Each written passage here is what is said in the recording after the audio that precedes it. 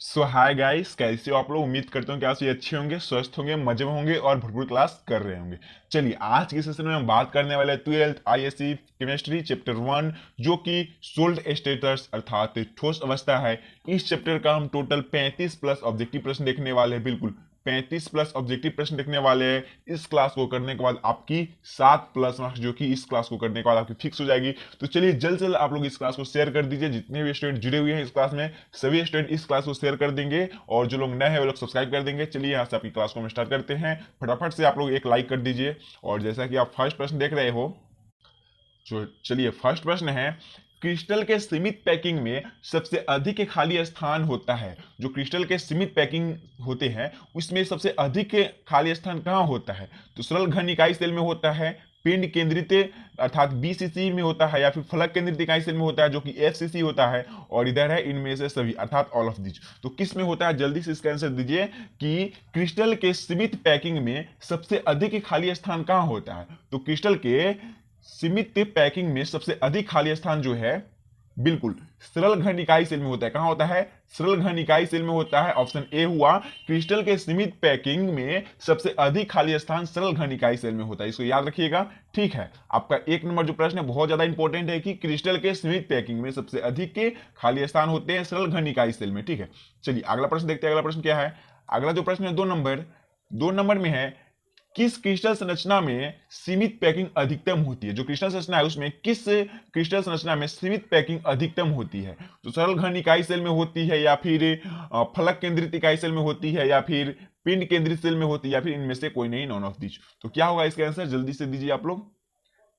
किस क्रिस्टल संरचना में सीमित पैकिंग अधिकतम होती है? बिल्कुल क्या होगा? ऑप्शन बी हो जाएगा। बिल्कुल सही, ऑप्शन बी हो जाएगा। फलक केंद्रित इकाई सेल में जो है कि क्रिस्टल संरचना सीमित पैकिंग में सबसे अधिकतम होती है। कहां होती है? फलक केंद्रित सेल में। ठीक है, याद रखिएगा, कहां? फलक केंद्रित सेल में। चलिए अगला प्रश्न देखते हैं। क्या था यह प्रश्न? किस क्रिस्टल संरचना में सीमित पैकिंग अधिकतम होती है? तो फलक केंद्रित में सबसे अधिकतम होती है, जो कि एफसीसी होता है। एफसीसी से हम फलक केंद्रित को सूचित करते हैं। चलिए अगला प्रश्न देखते हैं क्या है। 3 नंबर में है, बीसीसी संरचना में पैकिंग दक्षता एवं वॉइस होता है। जो बीसीसी संरचना होते हैं उसमें पैकिंग दक्षता एवं जो वॉइस है वह होते हैं। तो कितना होता है? 90 तथा 10%, या फिर 80% एवं 20%, या फिर 70% एवं 30%, या फिर 68% एवं 32%। तो क्या होगा? जल्दी से दीजिए इसका आंसर। बीसीसी संरचना में पैकिंग क्षमता एवं वॉइस होते हैं। जो पैकिंग दक्षता होते हैं और वॉइस वह कितना होते हैं? जल्दी से इसका आंसर दीजिए आप लोग। बिल्कुल इसका जो आंसर हो जाएगा आपका ऑप्शन डी हो जाएगा। क्या हो जाएगा? ऑप्शन डी हो जाएगा। 68 एवं 32 कितना हो जाएगा? 68% एवं 32% होते हैं बीसीसी संरचना में। क्या बोलते हैं? बीसीसी संरचना में पैकिंग दक्षता एवं वॉइस होते हैं। कितना होते हैं? दक्षता एवं वॉइस 68% एवं 32% होते हैं। इसको याद रखिएगा। चलिए यहाँ पे बी लिखा गया है लेकिन बी होगा नहीं, वैसे यहाँ पे डी हो जाएगा। ठीक है, इसका बी नहीं होगा। ठीक है, वहां पे बी लिखा गया लेकिन बी नहीं, इसका डी हो जाएगा। हाँ, यही होगा आपका। 68% एवं 32% बीसीसी संरचना में पैकिंग दक्षता एवं वॉइस होते हैं। चलिए अगला प्रश्न देखते हैं। अगला प्रश्न क्या है? अगला जो प्रश्न है वह है 4 नंबर में, एफसीसी एवं एचसीपी एवं सीसीपी में पैकिंग दक्षता तथा वॉइस की प्रतिशत होती है। जो एफसीसी, एचसीपी या फिर सीसीपी में पैकिंग दक्षता तथा वॉइस की जो प्रतिशत होती है वो कितने प्रतिशत होती है? 74-26, या फिर 68-32, या फिर 70-30, या फिर आगे है कितना है आगे देख लेते हैं। एक और ऑप्शन होगा, इनमें से कोई नहीं। तो क्या होगा? जल्दी से इसका आंसर दीजिए। एफसीसी तथा एचसीपी सीसीपी में पैकिंग दक्षता तथा वॉइस की प्रतिशत होती है। तो कितना होती है? 74 तथा 26 होती है। कितना होती है? 74 तथा 26 होती है। इसका आंसर ए हो जाएगा। याद रखिएगा क्या हो जाएगा? इसका आंसर ए हो जाएगा, 26%। 74% तथा 26% एफसीसी एवं एचसीपी में पैकिंग दक्षता एवं वॉइस की प्रतिशत होती है। ठीक है, चलिए अगला प्रश्न देखते हैं। अगला प्रश्न क्या है? अगला जो प्रश्न है 5 नंबर। 5 नंबर में है कि क्रिस्टल में समन्वय संख्या में वृद्धि होती है। जो क्रिस्टल है उसके समन्वय संख्या में वृद्धि होती है। ताप वृद्धि से, दाब वृद्धि से, या फिर दोनों से, या फिर इनमें से कोई नहीं। जल्दी से इसका आंसर दीजिए, क्या होगा? 5 नंबर का, क्रिस्टल में समन्वय संख्या में वृद्धि होती है। तो क्रिस्टल के समन्वय संख्या में वृद्धि कैसे होती है? ताप से वृद्धि होती है, दाब से होती है, या फिर बोथ, दोनों से होती है, या फिर नॉन ऑफ दीज, किसी से नहीं। जल्दी से इसका आंसर दीजिए। इसका आंसर हो जाएगा बिल्कुल, इसका आंसर बी हो जाएगा, दाब वृद्धि से होती है। कहां से होती है? क्रिस्टल में समन्वय संख्या में वृद्धि दाब वृद्धि से होती है। कहां से होती है? दाब वृद्धि से होती है। ठीक है, चलिए अगला प्रश्न देखते हैं। अगला प्रश्न क्या है? अगला जो प्रश्न है वह है 6 नंबर। 6 नंबर में है कि डायमंड अर्थात हीरा को हम इंग्लिश में डायमंड कहते हैं, ये सब तो कहने की बात है नहीं, बताने की बात है नहीं। तो चलिए, क्या है कि डायमंड हीरा को कहते हैं। हीरा में पैकिंग दक्षता एवं वॉइस अर्थात खाली जगह, वॉइड अर्थात खाली जगह की प्रतिशत होती है। तो कितनी होती है? हीरा में पैकिंग क्षमता एवं खाली जगह की प्रतिशत कितनी होती है? तो 34 एवं 66, या फिर 70 एवं 30, 80 एवं 20, या फिर 50 एवं 50। 50-50 होता है, या फिर नहीं 80 और 20 होता है, या फिर 70-30 होता है, या फिर 34-66 होता है। तो कितना होगा इसका आंसर? बिल्कुल, डायमंड में पैकिंग दक्षता एवं खाली स्थान की प्रतिशत जो है वह होता है 34 एवं 66। कितना होता है? 34 एवं 66। इसका ऑप्शन ए हो जाएगा। डायमंड में पैकिंग दक्षता एवं वॉइड की प्रतिशत होती है 34 एवं 66%। कितनी होती है? 34 एवं 66%। चलिए अगला प्रश्न देखते हैं। अगला प्रश्न क्या है? अगला जो प्रश्न है 7 नंबर में, 7 नंबर में है, 1 मिनट, 7 नंबर का आंसर तो आप लोगों को दिख ही गया होगा। चलिए कोई बात नहीं है, फिर से हम कर देते हैं। एफसीसी संरचना में प्रतिशत परमाणु आय की संख्या कितनी होती है? जो एफसीसी होते हैं संरचना, उसमें प्रति परमाणु आय की संख्या कितनी होती है? तो प्रति परमाणु आय की संख्या 4 होती है। कितनी होती है? 4 होती है। याद रखिएगा, एफसीसी संरचना में प्रति परमाणु आयन की संख्या 4 होती है। याद रखिएगा, 4 होती है। किसमें? एफसीसी में 4 होती है। आपका ऑप्शन बी हो गया, एफसीसी में 4 होती है। ठीक है, इसको याद रखिएगा। एफसीसी में कितना होती है? तो एफसीसी में परमाणु आयन की संख्या 4 होती है। चलिए अगला प्रश्न देखते हैं। अगला प्रश्न क्या है? ये तो 8 नंबर है। 8 नंबर का जो आंसर है उसको देख लेंगे, क्या होगा? सिल्वर ब्रोमाइड है। ठीक है, 8 नंबर का आंसर क्या? पहले प्रश्न देख लेते हैं क्या है प्रश्न। निम्न में से किस में फ्रेंकल डिफेक्ट, जो फ्रेंकल डिफेक्ट है वो किस में है? तो फ्रेंकल डिफेक्ट जो होता है वह सिल्वर ब्रोमाइड में होता है। याद रखिएगा, ऑप्शन डी है, सिल्वर ब्रोमाइड। चलिए अगला प्रश्न देखते हैं। अगला प्रश्न क्या है? क्रिस्टल में शॉर्टकी डिफेंस पाया जाता है। जो शॉर्टकी दोष होते हैं डिफेक्ट, तो शॉर्टकी जो डिफेक्ट्स होते हैं, शॉर्टकी दोष, वह क्रिस्टल में शॉर्टकी दोष पाया जाता है जब सामान्य संख्या धन आयन तथा ऋण आयन गायब हो जाते हैं, असामान्य संख्या धन आयन तथा ऋण आयन गायब हो जाते हैं, या फिर आयन जो है वे फंस जाते हैं और इंस्टेंटली फंस जाते हैं, या फिर क्रिस्टल का घनत्व बढ़ जाता है। क्या होगा इसका आंसर? जल्दी से दीजिए। बिल्कुल, क्या है 9 नंबर में? क्रिस्टल में शॉर्टकी डिफेंस अर्थात शॉर्टकी डिफेक्ट जो होता है, शॉर्टकी दोष को हम कहते हैं शॉर्टकी डिफेक्ट। तो क्रिस्टल में शॉर्टकी दोष पाया जाता है जब समान संख्या धन आयन तथा ऋण आयन गायब हो जाते हैं। कहां हो जाते हैं? समान संख्या धन आयन तथा ऋण आयन गायब हो जाते हैं, तब क्रिस्टल में शॉर्टकी डिफेक्ट पाया जाता है। ठीक है, कब पाया जाता है? जब समान संख्या और धन आयन तथा ऋण आयन में गायब हो जाती है। याद रखिएगा, समान संख्या धन आयन तथा ऋण आयन में गायब हो जाते हैं, तब शॉर्टकी इफेक्ट का उपयोग होता है क्रिस्टल में, वो भी क्रिस्टल में। चलिए अगला प्रश्न है। अगला प्रश्न है कि क्रिस्टल में स्थान जालक की संख्या होती है। जो क्रिस्टल का स्थान है उसमें जालक की संख्या कितनी होती है? तो क्रिस्टल जालकों की संख्या 20 होती है, 14 होती है, 230 होती है, 13 होती है। तो क्या होगा? क्रिस्टल जालकों की संख्या 14 होती है। याद रखिएगा, क्रिस्टल जालकों की संख्या 14 होती है। इसका आंसर बी हो जाएगा। ठीक है, क्रिस्टल जालकों की संख्या कितनी होती है? तो क्रिस्टल जालकों की संख्या 14 होती है। चलिए याद रखिएगा इसको, क्रिस्टल स्थान में जालकों की संख्या 14 होती है। चलिए अगला प्रश्न देखते हैं। अगला प्रश्न क्या है? अगला जो प्रश्न है वह है सोडियम तथा पोटासियम क्रिस्टलीकृत संरचना है। जो सोडियम है और पोटासियम या क्रिस्टलीकृत संरचना है, एफसीसी का, बीसीसी का, एससी का, या फिर किसका होगा? चलिए इस तीनों में से इसका आंसर दीजिए। तीन ही ऑप्शन आपके लिए बेटर है। सोडियम तथा पोटासियम क्रिस्टल संरचना है, आपको इजी रहेगा, एफसीसी, बीसीसी, एससी। चलिए इसका जो आंसर हो जाएगा बी हो जाएगा। क्या हो जाएगा? आंसर जो है इसका बी हो जाएगा, बीसीसी। ठीक है, क्या हो जाएगा? बीसीसी हो जाएगा। सोडियम तथा पोटासियम क्रिस्टल संरचना जो है वह बीसीसी है। कितना है? बीसीसी है। सोडियम तथा पोटासियम क्रिस्टल संरचना जो है वह बीसीसी है। चलिए अगला प्रश्न देखते हैं। अगला प्रश्न क्या है? अगला जो प्रश्न है, लेड जिक्रोनेट जो कि पीबीजेड RO3 जो कि फॉर्मूला है यह जो होता है, तो इसको देख लेते हैं क्या इसका ऑप्शन ए है जो कि, चलिए अगला प्रश्न देखते हैं क्या है। अगला जो प्रश्न है, अगला प्रश्न है कि धनीय संरचना में परमाणु ए कोना, जो परमाणु ए का कोना है पर तथा बी फलक के केंद्र पर है, योगी का सूत्र जो है वो योगी का सूत्र क्या होगा, तो ये तो AV3। जब भी ऐसा आए समझ, जब भी सपोज इस तरह का आपको आता है A2B2 या फिर, तो इस पर में आपको दो ही ऑप्शन को अगर आपको गेस करके मारना है तो सबसे पहले आप क्या कीजिएगा, इसको मारिएगा, ठीक है, आप बी को मारिएगा फिर डी को मारिएगा, ठीक है, बी को या फिर डी को, यही दोनों सही होगा। तो आपको इसमें क्या रखना है, कोणीय पर, ठीक है, आपको कोना रहेगा, कोना तथा फलक, इसको याद रखिए, कोना तथा फलक के केंद्र पर है, जो कोना तथा फलक के केंद्र की बात करें तो इसमें हम क्या करेंगे, धनीय संरचना में परमाणु ए के कोना तथा केंद्र पर जब बात करें और उसका सूत्र पूछे, क्या पूछे, उसका यौगिक सूत्र पूछे, तो हम ऑप्शन बी मारेंगे। कौन मारेंगे, ऑप्शन बी मारेंगे, AB3। कितना मारेंगे, ऑप्शन बी AB3, याद रखिएगा AB3, ठीक है, ऑप्शन बी। चलिए अगला प्रश्न देखते हैं। इस प्रश्न को तो आप लोग देख लिए हैं, क्या करना है, AB3 जो कि सूत्र पूछे तो मारना है। चलिए अगला प्रश्न है, धनीय क्रिस्टल में जो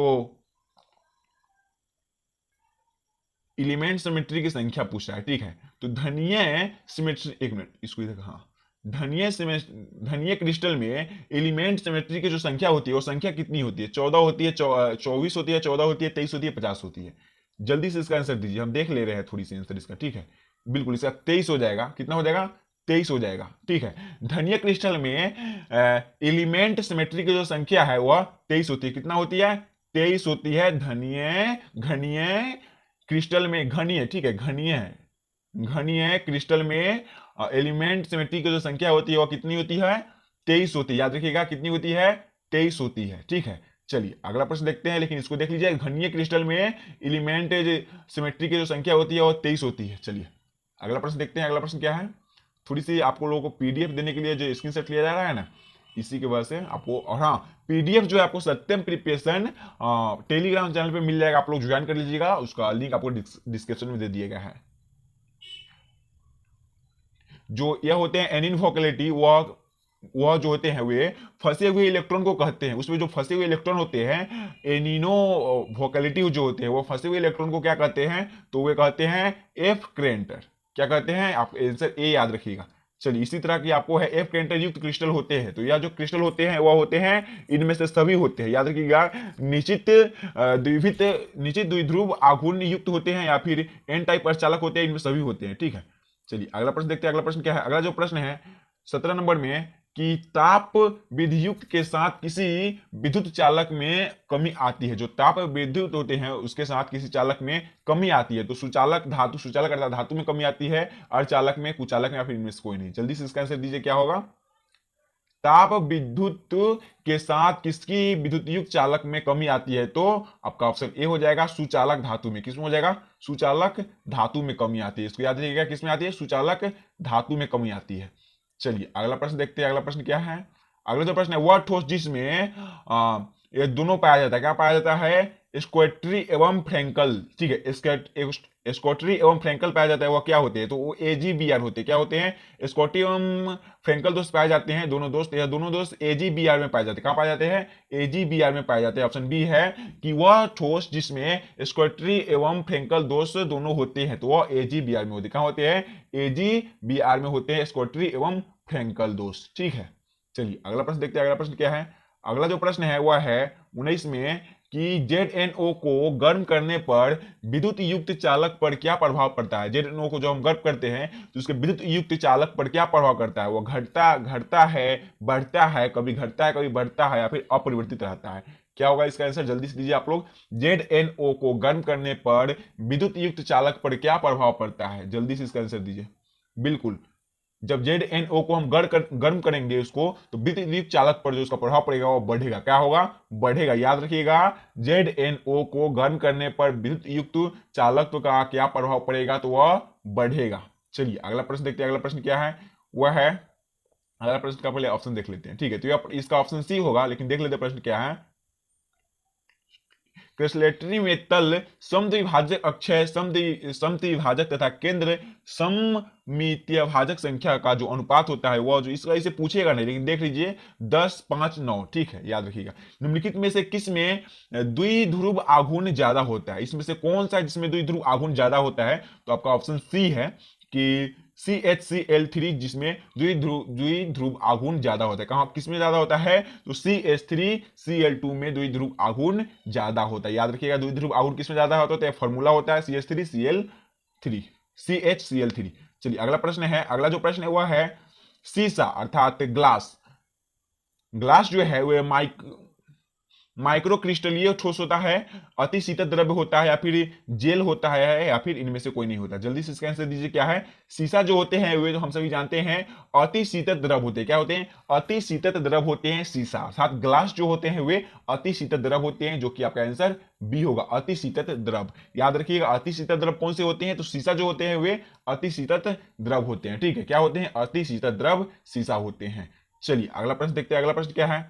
अगला जो प्रश्न है वह है आयनिक ठोस निम्नलिखित में कौन है? जो आयनिक ठोस है वह निम्नलिखित में कौन है? बर्फ है, NaCl है, धातु एवं मिश्र धातु है, उपयुक्त सभी है। तो कौन है आयनिक ठोस निम्नलिखित में से? तो आयनिक ठोस जो है वह है, बिल्कुल आयनिक ठोस NaCl है। कौन है? आयनिक ठोस NaCl है। कौन है? आयनिक ठोस जो है वह NaCl। याद रखिएगा NaCl आपके आयनिक ठोस होते हैं। कौन होते हैं? NaCl जो होते हैं वे आयनिक ठोस होते हैं। चलिए अगला प्रश्न देखते हैं। हीरा अर्थात डायमंड है। हीरा जो है वह क्या है? हीरा जो है वह क्या है? तो नेटवर्क सोल्ड है। क्या है? नेटवर्क सोल्ड है, बिल्कुल ऑप्शन ए है सही। चलिए NaCl आयनिक ठोस में घन आयन तथा ऋण आयन का समन्वय संख्या होता है। जो NaCl आयनिक ठोस जो होते हैं उसमें धन आयन एवं ऋण आयन का समन्वय संख्या कितना होता है? तो उसका 6 होता है। कितना होता है? 6 होता है। धन एवं ऋण आयन का संख्या जो NaCl में होता है तो 6 होता है। याद रखिए कितना होता है? 6। चलिए अगला प्रश्न देखते हैं। अगला प्रश्न क्या है? अगला जो प्रश्न है वह है धात्विक ठोस निम्नलिखित में कौन है? जो धात्विक ठोस होते हैं वह कौन है? ग्रेफाइट एवं डायमंड, धातु एवं मिश्र धातु, बर्फ एवं NaCl, या फिर सिलिका और क्वार्ट्ज। तो क्या होगा इसका आंसर? जल्दी से दीजिए। धात्विक ठोस निम्नलिखित में कौन है? तो जो धात्विक ठोस है वह है धातु एवं मिश्र धातु। कौन है? धातु एवं मिश्र धातु है आपके धात्विक ठोस। याद रखिएगा धातु एवं मिश्र धातु जो है आपके धात्विक ठोस है। याद रखिएगा धात्विक ठोस क्या है? तो धातु एवं मिश्र धातु। धातु एवं मिश्र धातु क्या है? धात्विक ठोस है, ठीक है। चलिए और सहसंयोग ठोस होते हैं। जो सहसंयोग ठोस है वह क्या है?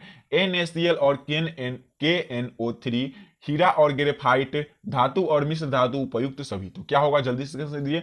सहसंयोजक ठोस कौन है? बिल्कुल इसका आंसर बी हो जाएगा, हीरा एवं ग्रेफाइट। सहसंयोजक जो ठोस होते हैं वे हीरा एवं ग्रेफाइट होते हैं। क्या होते हैं? हीरा एवं ग्रेफाइट सहसंयोजक ठोस होते हैं। क्या होते हैं? हीरा एवं ग्रेफाइट। याद रखिएगा हीरा एवं ग्रेफाइट सहसंयोजक ठोस होते हैं। हीरा एवं ग्रेफाइट क्या होते हैं? तो हीरा एवं ग्रेफाइट सहसंयोजक ठोस होते हैं। चलिए अगला प्रश्न देखते हैं। अगला प्रश्न क्या है? अगला जो प्रश्न है वह है कि अणुचुंबकीय पदार्थों में एक या एक से अधिक अयुग्मित इलेक्ट्रॉन होते हैं। ऐसे पदार्थ निम्नलिखित में कौन है? जो अणुचुंबकीय पदार्थ हैं उनमें एक या एक से अधिक अयुग्मित इलेक्ट्रॉन होते हैं, लेकिन ऐसे पदार्थ निम्नलिखित में से कौन है? वह जो पदार्थ है वह कौन है? Cu2+ है, या फिर Cu+ है, या फिर Ni2+ है, या फिर उपयुक्त सभी है, ठीक है। तो क्या होगा इसका आंसर? जल्दी से आप लोग इसका आंसर दीजिए। इसका आंसर हो जाएगा आपका ऑप्शन ए हो जाएगा, बिल्कुल आपका ऑप्शन ए हो जाएगा, Cu2+ आपका ऑप्शन ए हो जाएगा, ठीक है। चलिए अगला प्रश्न देखते हैं। अगला प्रश्न क्या है? अगला जो प्रश्न है वह है HCP संरचना का, जो यहाँ आपका प्रश्न है वह है HCP संरचना का पैकिंग फैक्टिंग जो है वह कितना होता है? तो HCP जो संरचना होता है उसका पैकिंग फैक्ट जो होता है वह होता है आपका 0.74। कितना होता है? 0.74। आपका इसका ऑप्शन बी हो जाएगा, 0.74 HCP पैकिंग फैक्टर्स का जो होता है उसका। चलिए यह जो प्रश्न है इसका हो जाएगा विषम संख्या युग्म इलेक्ट्रॉन वाले परमाणु होते हैं। जो विषम संख्या युग्म इलेक्ट्रॉन वाले जो परमाणु होते हैं वो क्या होते हैं? जल्दी से इसका आंसर दीजिए, आपके स्क्रीन पर है। इसका जो आंसर हो जाएगा बिल्कुल आपका ऑप्शन ए हो जाएगा प्रगमामेंटिक, ठीक है, प्रगमामेंटिक। चलिए अगला प्रश्न देखते हैं क्या हो जाएगा इसको, और उसके बाद है हमको भी नहीं आ रहा है यार वो इंग्लिश पढ़ने क्या क्या है ऑप्शन में। चलिए BCC यूनिट सेल में क्या होते हैं देख लेते हैं एक बार फिर से। BCC यूनिट सेल में एटम्स की संख्या कितनी हो जाती है? परमाणु होते हैं एटम्स, उसकी संख्या होती है 2। कितनी होती है? बीसीसी में 2 होती है, एफसीसी में 4 होती है। तो बीसीसी में कितनी होती है? 2 होती है। एटम्स की संख्या 2 होती है, याद रखिएगा। बीसीसी में एटम्स की संख्या 2 होती है। चलिए अगला प्रश्न देखते हैं। अगला प्रश्न क्या है? अगला जो प्रश्न है वह है, उसको छोड़िए, चलिए अगला देखिए। 33 नंबर पूछेगा नहीं, फालतू का दे दिया है इंग्लिश में। NaCl में Cl का Cn क्या होता है? जो NaCl में Cl का NC जो Cn होता है वह क्या होता है? तो उसका जो होता है 8 होता है। कितना होता है? 8 होता है। देखिए हम इंग्लिश आपको नहीं पढ़ा है, क्यों? क्योंकि इंग्लिश में आप लोग पढ़ नहीं रहे हो। सबसे पहले बात, आप लोग मेरे यहाँ हिंदी में जुड़े हुए हो, और यह जो PDF है इसमें इंग्लिश भी कुछ कुछ टाइप हो गया, क्योंकि जब हम अपने एक जो है नोट पैड में इसको टाइप करते हैं, उसके बाद क्या करते हैं, टाइप करने के बाद जो है कि उसको हम कन्वर्ट करते हैं, तो कुछ कुछ इंग्लिश का जो है जो कि फैक्ट आपको इसमें मिल जाएगा, उसके लिए सॉरी। तो क्या था? NaCl में Cl Cn क्या होता है? तो 8 होता है। कितना होता है? 8 होता है। चलिए अगला प्रश्न देखते हैं। अगला प्रश्न क्या है? पी टाइप तथा एन टाइप अर्धचालक की विद्युत युक्त प्रकृति होती है। तो जो पी टाइप एवं एन टाइप होते हैं उसकी विद्युत युक्त प्रकृति होती है ऋणात्मक एवं धनात्मक, धनात्मक एवं ऋणात्मक, उदासीन, या फिर इनमें से कोई नहीं। बिल्कुल इसका हो जाएगा उदासीन। क्या हो जाएगा? उदासीन हो जाएगा, याद रखिएगा उदासीन हो जाएगा। आपका ऑप्शन सी हो जाएगा। क्या हो जाएगा? ऑप्शन सी हो जाएगा, उदासीन। ठीक है कि पी टाइप तथा एन टाइप अर्धचालक विद्युत युक्त की प्रकृति होती है उदासीन। ठीक है, क्या होती है? उदासीन होती है। चलिए अगला प्रश्न देखते हैं क्या है। अगला जो प्रश्न है, क्या यार जा ही नहीं रहा, चलिए अगला प्रश्न जो है उसको देख लेते हैं।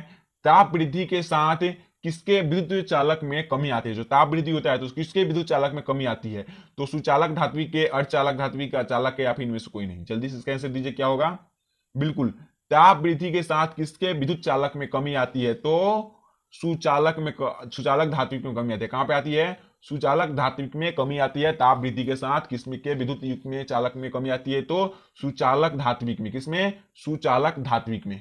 चलिए अगला प्रश्न देखते हैं। अगला प्रश्न क्या है? यहां से आपकी 35 प्रश्न जो है कि खत्म हो गई। ठीक है, 35 प्रश्न आपकी खत्म हो गई। हम मिलेंगे नेक्स्ट क्लास में, तब तक के लिए आप लोग बने रहिएगा। जो सर क्लास नहीं वो सर क्लास करते रहिएगा ध्यानपूर्वक और मजे में रहिएगा। ठीक है, चलिए यहां से अभी क्लास को हम समाप्त करते हैं।